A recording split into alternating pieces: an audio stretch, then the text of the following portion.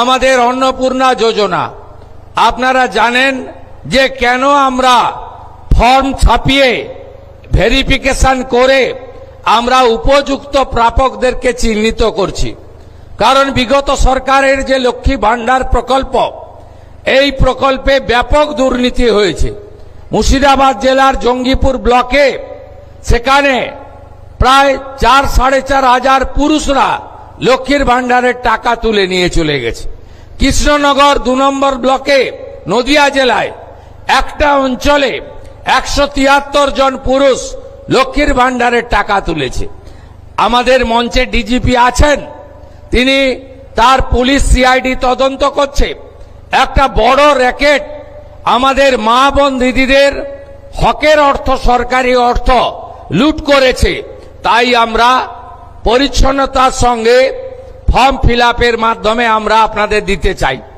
আমরা দিতে চাই তাদের যারা সরকার বা সরকার পোষিত বা প্রাইভেট স্কুল যেখানে সরকার অনুমোদিত, সেই স্কুলে আপনাদের বাচ্চাদেরকে পড়াশোনা আপনারা করান।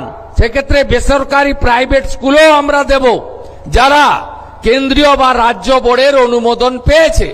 কিন্তু আমরা এমন কোন জায়গায় দেব না যেখানে ধর্মীয় শিক্ষা দেওয়া হয়, যেখানে ভারত বিরোধী কথা শেখানো হয়।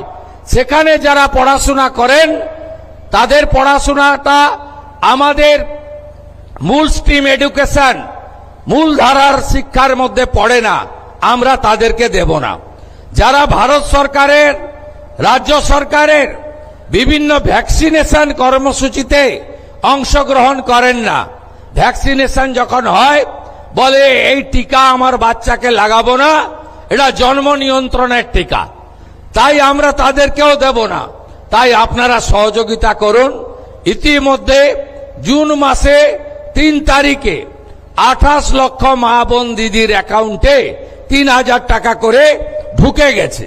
এখন অবধি 1,05,00,000 আমাদের মা বোন দিদি তারা এই অন্নপূর্ণা যোজনায় নাম নথিভুক্ত করেছেন। তাদের ভেরিফিকেশন কমপ্লিট করে আমরা পোর্টালে আপলোড করে দিয়েছি এবং এরা আগামী 1 জুলাই তারা এই জুন মাসের 3000 করে টাকা অ্যাকাউন্টেও পেয়ে যাবেন, ঢুকে যাবে। এতটুকু চিন্তা করবেন না। এখনো যারা বাকি আছেন জনকল্যাণ শিবিরে আপনারা ফর্ম ফিল আপ করুন, আধিকারিকরা সাহায্য করবে এবং আমরা প্রয়োজন হলে আমাদের বাড়ি বাড়ি গিয়ে সেই সহযোগিতা আপনাদেরকে করব।